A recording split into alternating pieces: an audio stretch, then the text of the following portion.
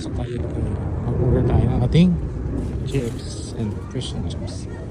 So kasi mag-try tayo ng kanilang fish and chips.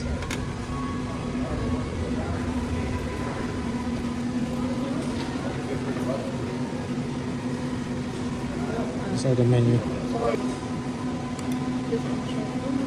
So pilit tayo ng ating ordering.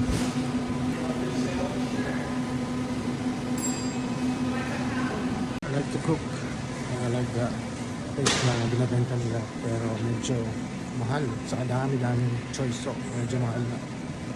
So anyway, we will try their fresh fish here kung ang lasa. Okay? So anyway. We got our 32. 32, there you go, man. Thank you. Yan na po ang ating pagkain. Susubukan na natin. We will try this. Excited. Kung natin ang lasa kung masarap ba. So we just try our halibut nila. We'll see. Let me see first here. Fish and rice. Wow, look at that. So good. Look at that. Look at that rice.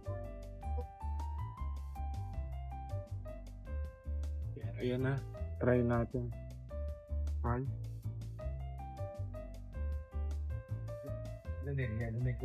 Okay lang.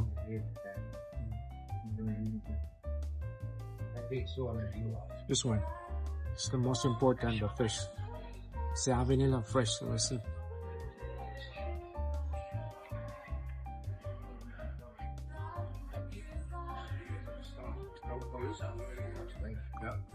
Fresh nga kasi malasa. Hindi siya lata. There's one in. And tastes good. Yan tayong clam chowder. Ito yung gagawin natin mamaya sa bahay. So we'll try this. Okay. Hindi nga yan. Thick.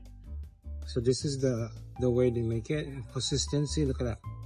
Medyo runny. But I'm gonna try the clam itself. We'll see. Let's see. Masarap ang kanilang tartar sauce. I like this. Chewy yung kanilang clam, pero hindi siya masyado malagkit. And then yung lasa medyo, for me, I need more salt. Mas maraming creamer. But we can deal with it. Alright, yung mga isda nila dito. So smoke, 17.95.